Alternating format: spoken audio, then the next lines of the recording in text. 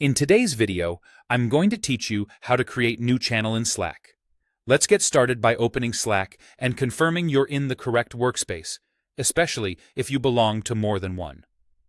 Channels are where focused conversations live, so creating the right space from the outset helps keep your team organized and on the same page.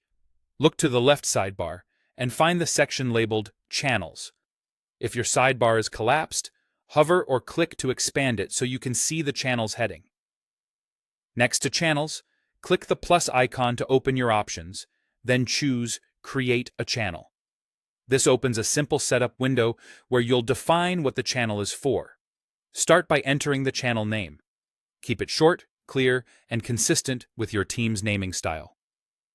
Slack works best with lowercase names and hyphens instead of spaces, like marketing updates or QA bug triage. A clear name helps people instantly understand the channel's purpose and reduces off-topic chatter. Below that, add a description if you like. While it's optional, a brief description, such as what the channel covers or who should use it, goes a long way in guiding teammates and newcomers. Think of it as a quick reference for when someone asks, "What's this channel for?" Next, choose whether the channel should be public or private. Public channels are visible to everyone in your workspace, and anyone can join them to stay informed. They're great for company-wide updates, cross-functional projects, or topics that benefit from transparency. Private channels are invite-only and hidden from anyone who isn't a member.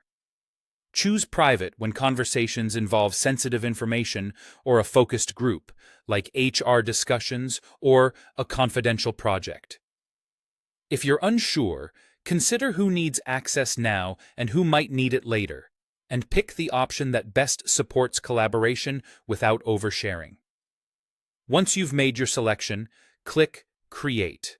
You'll be prompted to add members. Start typing names to invite the people who need to be there right away. If you're not ready, you can skip this step and invite members later. Nothing about the channel's setup depends on adding people immediately. After creation, you can also share the channel link or mention it in another conversation to bring colleagues in. That's it.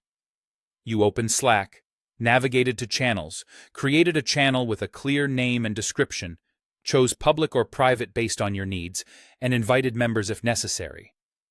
With this foundation in place, your new channel is ready to help your team communicate more efficiently and stay organized.